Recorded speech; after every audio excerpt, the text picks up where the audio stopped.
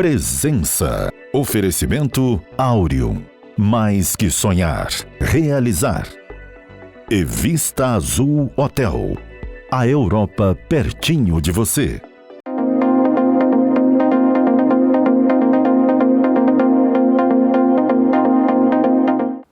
No próximo dia 2 de outubro, a sociedade brasileira volta a se deparar com outra esquina. Ela viveu uma recentemente com a eclosão da Covid, quando a gente chegou numa esquina da nossa história. Agora vamos chegar a outra esquina, que são as eleições desse ano, que vem revestidas de muito impacto, muita possibilidade de desdobramento na vida brasileira.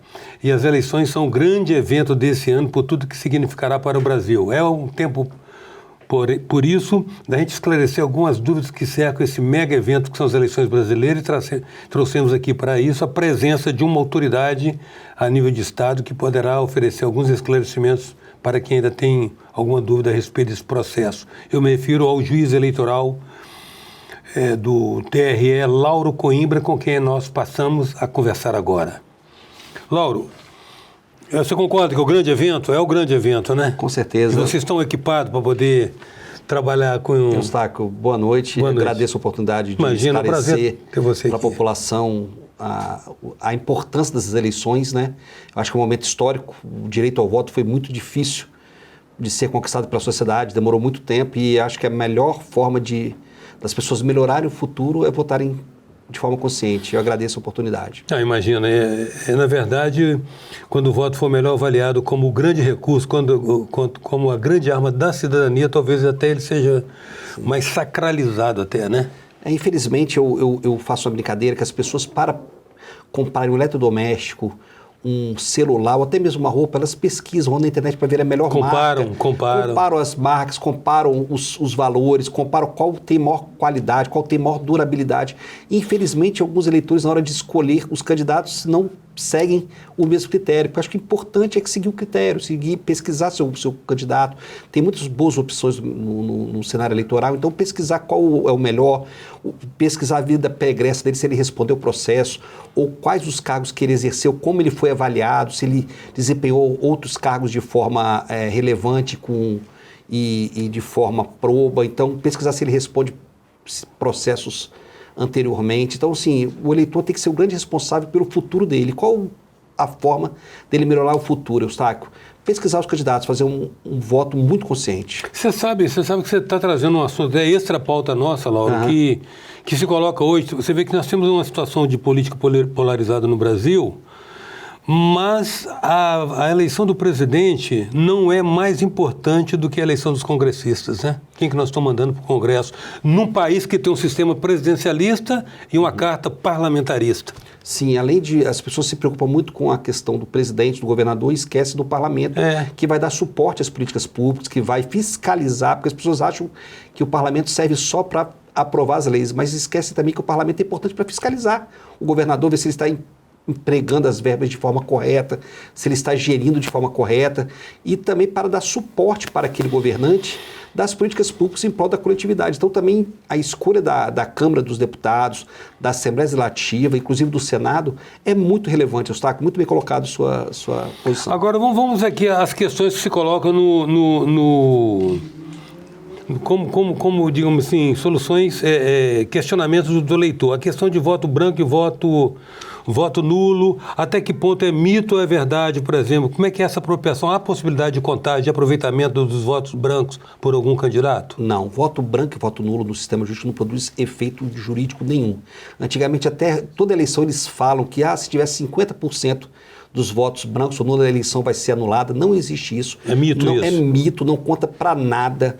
Inclusive, o voto branco e nulo, eu acho que é um desperdício de um instrumento legítimo da população para mudar de vida. Então, como eu falei, pesquise. O voto branco e o nulo, ela está fazendo uma opção por não escolher, dentre os candidatos que estão disponíveis, algum deles. E isso acaba ela deixando de exercitar um direito que é muito sagrado para ela, que é o direito ao voto, que demoramos, Eustáquio, você que participou das diretas já, demoramos muito tempo para termos esse direito assegurado. E agora que nós temos esse direito assegurado, vamos desperdiçá-lo? Então é muito importante que a população escolha um bom candidato e nele vote.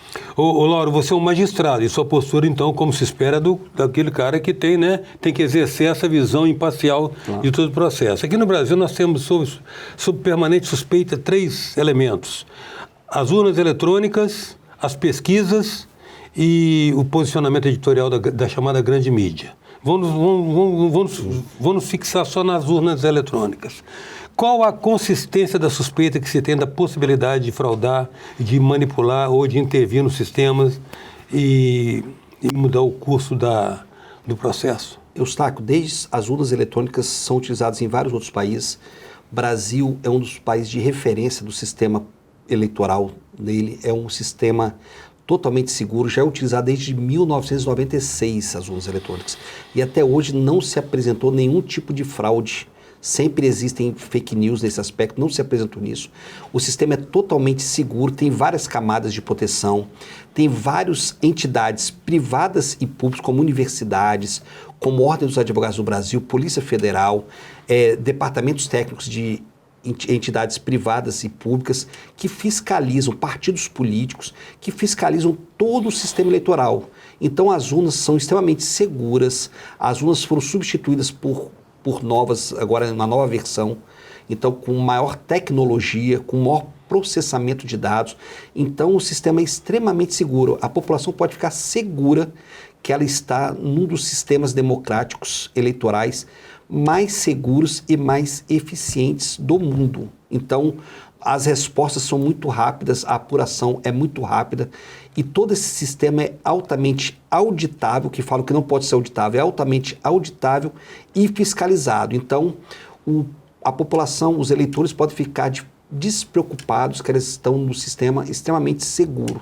E tem um dispositivo de impressão dos boletins no final da urna, no encerramento da jornada? Toda urna, no início, antes de começar o sistema de votação, ela imprime a zerésima que informa que no sistema dela, na memória dela está zerado todos os votos e no final ela emite um novo boletim de urna onde todos os votos que ali foram depositados são informados. Então os votos de governador, de senador, deputado federal, toda a urna vai sair lá a quantidade de votos por candidato. Então a fiscalização também é ampla nesse aspecto, mas mesmo que além de imprimir esse boletim de urna, todo o sistema, todo o tráfego de informações é extremamente seguro. Volto a falar, a população pode ter certeza que está num sistema extremamente seguro e moderno. A questão das cotas para as minorias, embora a mulher seja a maioria, né? Mulher é maioria em tudo. Sim. Mulher é maioria na audiência da televisão, é maioria em tudo que se imagina. Mas tem uma cota que assegura para elas um percentual de 30% das candidaturas. Isso. Vocês vão observar o cumprimento desse coeficiente? Já está sendo observado, Eustáquio, boa colocação. Onde que a mulher participa, nós temos uma melhor qualidade. Então, se a mulher participasse mais da política, com certeza a política estaria muito mais avançada. Há quem acredite que se governasse o mundo, teria menos guerra. Com certeza, não tenho dúvida disso, Eustáquio. Mas, infelizmente, hoje as mulheres correspondem a 53% do eleitorado.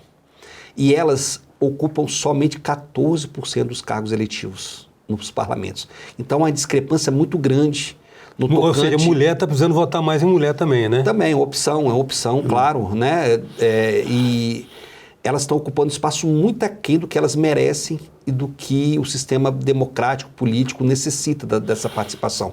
Então, a legislação determina que 30% das candidaturas sejam femininas. Então, todas as chapas de deputado federal e deputado estadual devem ter pelo menos 30% de participação feminina, justamente para, inclusive, o recurso dos partidos recebidos tem que ser empregado nessa mesma proporção para as candidaturas femininas, justamente para fomentar a participação da mulher na política, entendeu? Então, isso é um instrumento muito interessante de inclusão das mulheres.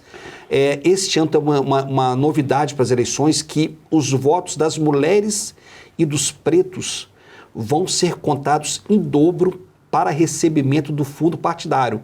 O fundo partidário é aquela verba que o governo repassa para os partidos, para as candidaturas. Então, esses votos vão ser recebidos em dobro, contados em dobro. Tecnicamente, uma mulher vale por 2 homens e um preto também. Sim, o voto dela para recebimento de fundo vai valer em dobro, justamente para estimular tanto a participação dos pretos quanto das mulheres, que é muito importante. Laura, e uma questão de inclusão de gênero aí, como é que fica o TODES? E os que não se definem nem como homem nem como mulher?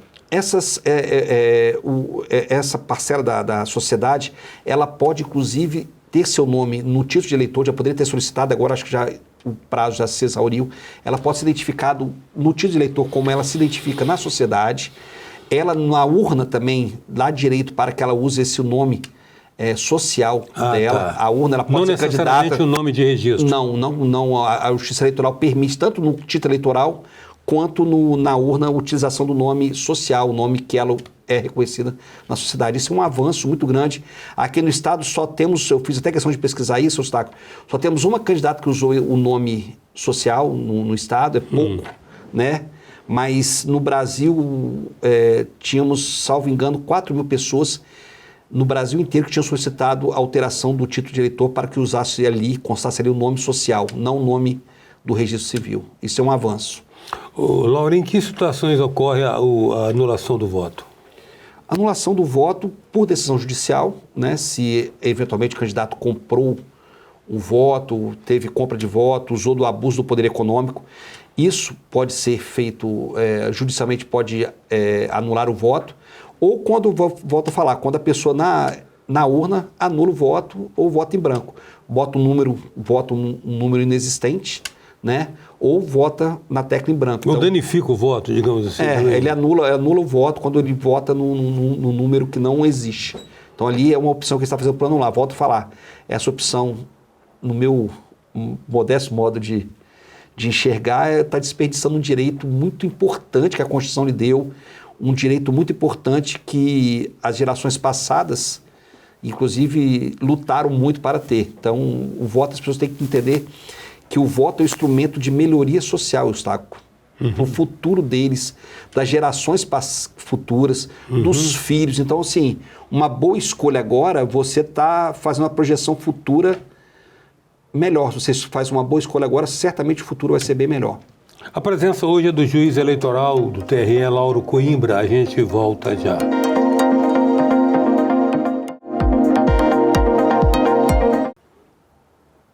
Voltamos com a presença do juiz eleitoral do TRE, Lauro Coimbra. Lauro, explica para nós como é que é a estrutura do TRE aqui. Você, como juiz eleitoral, existe um presidente regional? Você, no caso, como juiz, você se reporta a uma instância superior aqui no Espírito Santo? Como é que funciona essa estrutura? O TRE é um órgão colegiado com 7 membros, né? São 2 representantes da advocacia, 2 representantes do judiciário estadual, 2 embargadores e um juiz federal, e que julgam as eleições. Nessas eleições estaduais em grau originário, os seus processos já chegam para julgar, para nós julgarmos em grau originário, inicial, e nas eleições municipais a gente funciona em grau recursal, ou seja, o juiz do município julga e recorre a nós, e acima de nós, se tiver eventualmente couber recurso, vai para o TSE, Tribunal Superior Eleitoral. Assim que funciona o TRE. Então, eleitoralmente, vocês são a última instância aqui, regional. No Estado, isso. Ah, entendi. E é por cota de representação. Isso, de representação. Por cota de representação. Isso. Bom, vamos voltar tirando dúvidas aí, né? Esclarecendo o que é fake, mitos, boatos e informações corretas. Você falou a respeito da sua convicção que você tem da segurança das urnas eletrônicas, sim. Com uma série de motivos que você citou aí, né? Citou-se aqui algumas situações em que... Se uma pessoa chegar na urna e se deparar com alguma irregularidade, qual o procedimento que ela deve adotar? O primeiro procedimento é comunicar ao fiscal de urna que vai estar lá, o mesário, que automaticamente o TRE vai ter um sistema todo de plantão, tanto de segurança quanto de tecnologia da informação, para se tiver algum problema na urna, essa urna eventualmente ser substituída, ou ser corrigida, ou ser verificada. Então, os próprios mesários são orientados e têm formação para solucionar aquele problema. Se não conseguir, o TRE vai ter uma equipe de plantão no estado inteiro para solucionar eventuais problemas ou substituições de urna. Isso é o mínimo. Problemas de urna é um percentual muito pequeno que ocorre durante as eleições. Pode ocorrer, eventualmente, alguma falha técnica, né, falha da urna, aí essa urna é substituída, são feitos os procedimentos, mas é muito difícil. A urna geralmente funciona de forma plena durante todo o período eleitoral. Esse nível de excelência tecnológica da urna, que previne situações como já foram faladas, e a gente não sabe qual é a veracidade disso, da pessoa chegar na urna e apertar o número de um candidato e sair o nome, e sair a figura do outro candidato, como aquele voto estivesse sendo consignado para aquele outro candidato. Eu entendo que isso é totalmente fake news, nada disso foi comprovado, só foi alegado, não existe isso. A urna tem sua programação e ela segue aquela programação. Então, se eventualmente acontecer, que eu creio que isso não ocorreu, tá, Eustáquio? Tem que solicitar o mesário, informar a situação e que o mesário vai tomar as medidas cabíveis, acionar o TRE, mas com certeza isso não aconteceu, isso foi uma fake que foi criado, tá? A urna é totalmente programado para aqueles candidatos, assim, se o candidato... Você votar no número tal, vai aparecer aquele candidato. Não tem como você votar no número tal e aparecer outro candidato. E ser acreditado a outro candidato o voto. Não existe isso. A tecnologia é de ponta. Volto a falar, a tecnologia das urnas, o sistema que é adotado por ela é tecnologia de ponta. As próprias urnas foram substituídas recentemente. A máquina da urna foi substituída por uma mais moderna. Então, volto a falar, o sistema eleitoral brasileiro hoje é um dos mais modernos e tecnológicos do mundo. A população, o cidadão pode ficar tranquilo, Eustáquio, que ela está dentro do sistema extremamente seguro. Tá? Lauro, você sabe que desde o tempo lá do ministro de propaganda do nazismo, a técnica de fazer uma mentira parecer a verdade é repeti-la tanto que acaba adquirindo um fora de verdade para quem não vai se dar o trabalho de checá-la, né? Sim. Quais são as fake news mais recorrentes com que vocês têm lidado? Foi boa sua fala. Fake news sempre existiu, Eustáquio. Sempre existiram, igual você falou, desde a época nazista. Sempre existia eleição. Eu estava fazendo um estudo sobre isso. Antigamente, sabe como eles faziam eleição? Quando não tinha celular, eles contratavam atores ou artistas para ficar pegando ônibus lotado e eles conversando alto, falando mal de um candidato. O candidato, se ganhava, fazer isso dentro dos ônibus lotados. Isso divulgava. Hoje, fake news, infelizmente, sempre existiram, mas hoje, com a tecnologia, a divulgação das fake news ganhou uma abrangência maior e uma relevância maior e uma atenção maior pelo sistema jurídico, inclusive pelo TRE. Por quê? A fake news é um malefício para a sociedade. A pessoa, para votar, para o voto ser livre, pleno, ela tem que estar consciente com as convicções dela. No momento que chega uma fake news com uma mentira de um candidato ou enaltecendo outro candidato, isso influencia na percepção do voto da pessoa. A pessoa não está votando de forma livre, está sendo o quê? Manipulada, induzida, né? Então, assim, o combate à fake news, eu entendo que é um dos maiores desafios do sistema eleitoral desse ano. Tem que ser muito bem combatido justamente para assegurar a liberdade do voto. E para inibir também as pessoas que estão propensas a fazê-lo. Lembrando, fake news é crime. Não, vem cá, e vocês têm recurso tecnológico para identificar uma deepfake? Bem falando. Deepfake, para quem não sabe, Nossa Senhora, é usar inteligência artificial para fazer uma pessoa falar uma coisa, a imagem da pessoa, com uma fala que ela não está fazendo. Então, é uma fraude muito grave, né? Gravíssimo. Nós estamos com tecnologia, sim. O tribunal tem um núcleo de inteligência formado pela Polícia Federal, pela Rodoviária Federal, pela Secretaria de Segurança Pública, pelo Ministério Público, que vai investigar todos esses crimes, inclusive fake news, Eustáquio.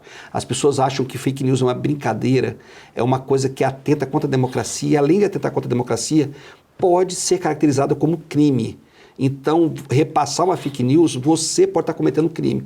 E depende do tipo de fake news que você passa, esse crime pode ser de 2 a 8 anos de prisão, Eustáquio, não é um crime. E se inscreve naqueles capítulos de injúria, calúnia e difamação? Além disso, tem um novo tipo para essas eleições, que foi criado no Código Eleitoral, que tem uma previsão de 2 a 8 anos. Tem uma previsão que estabelece, além desses crimes de calúnia e difamação, tem um tipo que foi criado para essas eleições, que dependendo do tipo de fake news, se for uma questão criminal, que você sabe que a pessoa é inocente, pode ser de 2 a 8 anos. Então, assim, cheque o que você tem, a responsabilidade com a democracia, seja um cidadão.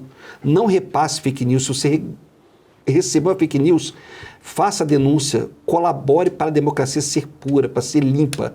Vamos fazer eleições sem qualquer influência, para permitir que as pessoas exerçam seu voto de forma plena. Lembrando, as pessoas que fizerem fake news e que repassarem vão ser investigadas. O Tribunal Regional Eleitoral está com a equipe muito bem preparada de inteligência para verificar e para punir essas pessoas.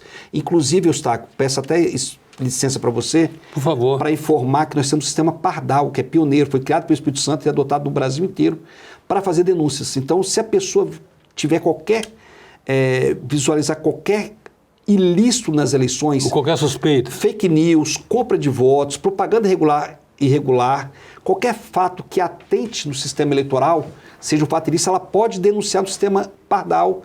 O sistema Pardal pode ser baixado por app no próprio celular, você já tira a foto e já insere ali. E lembrando, o sistema Pardal ele é totalmente anônimo, a pessoa não vai ser identificada de forma nenhuma. Ela pode fazer a denúncia dela com a tranquilidade de que não vai sofrer qualquer tipo de identificação. E ela pode ter certeza que no momento que essa denúncia chega no TRE, ela é imediatamente apurada por esse grupo que está lá de inteligência e a pessoa que praticou vai ser punida. Nós pedimos essa colaboração, porque o Estado, o TRE, as instituições, apesar de serem muito grandes, não se tem como o Estado estar presente em todos os lugares o tempo todo.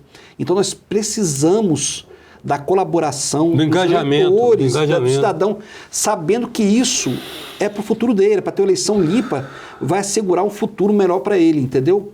A questão de boca de urna, de compra de votos, tudo isso pode ser denunciado pelos eleitores. É um tipo, na verdade, Big Brother, né? Que cada celular são os olhos de um sistema que visa garantir a integridade do processo eleitoral. Sim, né? E nós contamos com a sociedade do para bem, isso. digamos assim. E nós contamos com a sociedade para isso. Tem outra normativa também que diz respeito ao uso de arma. Mas eu acho que eu não entendo. É certa pessoa que tem direito de... tem posse de arma, o uso de uma arma em circunstâncias normais já é restrito, não? Vamos lá. Inicialmente, a questão do celular no momento da votação.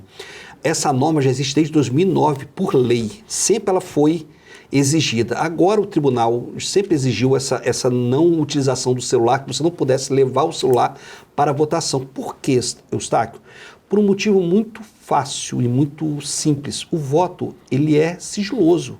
É um direito seu. Inclusive, quem violar o sigilo do voto pode sofrer um tipo penal, está cometendo um crime. Você não pode falar liberdade do voto se ele não é sigiloso. Porque você só pode ser liberdade de quem você vai votar se você souber que ninguém vai saber em quem você está votando. Até você não sofrer qualquer tipo de pressão, seja de pessoas, seja de entidades, então você tem que ser livre. Então, para você ser livre no seu voto, você tem que ser o sigilo ser assegurado. Então, por isso, o TSE, volta a falar, já existe isso desde 2009, mas agora, antes de votar, ele vai ter que deixar o celular dele com o mesário e fazer o voto dele. Volta a falar, ele pode deixar, como a zona eleitoral é perto da residência dele, ele pode votar com qualquer documento de identidade, não precisa ser o título, desde que tenha foto, né? Documento de identidade, CNH, carteira profissional. Se ele estiver desconfortável em deixar o celular dele com o mesário, deixa o celular em casa, leva um documento, vote, depois pega o celular, ou geralmente as pessoas também vão votar e estão aqui acompanhadas. Então, no momento que você estiver votando, entrega o celular para seu esposo, para sua esposa, ou para a pessoa que estiver te acompanhando e vote, sabe? Isso é uma garantia para o sistema.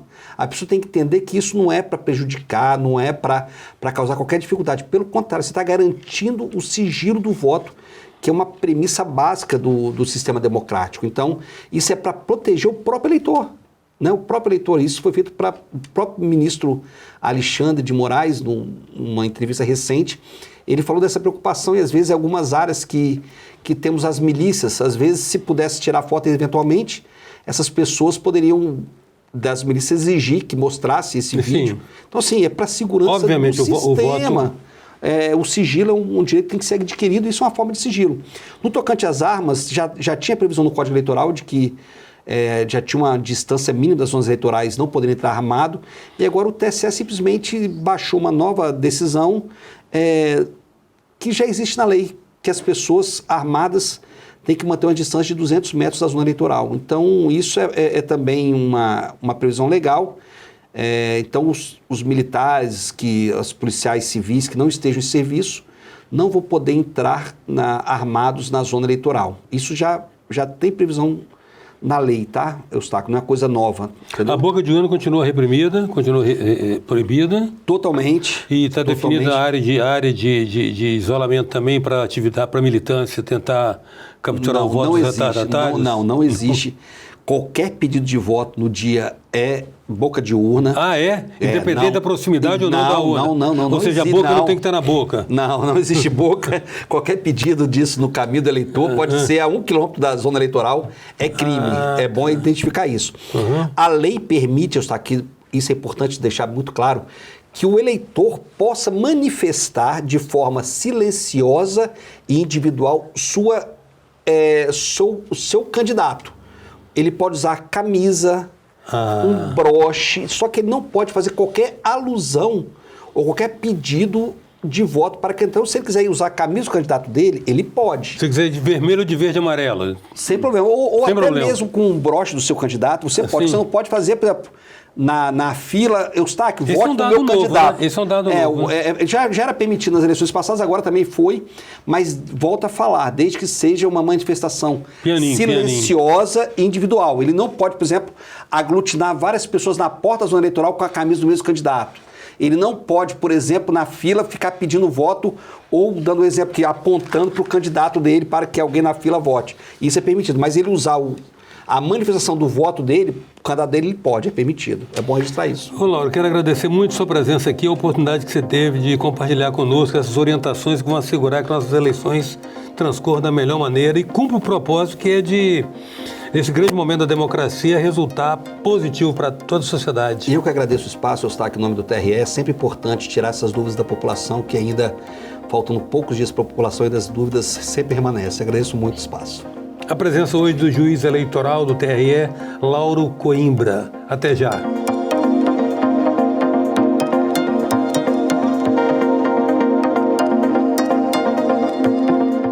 Presença. Oferecimento Aureum.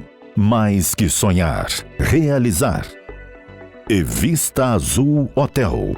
A Europa pertinho de você.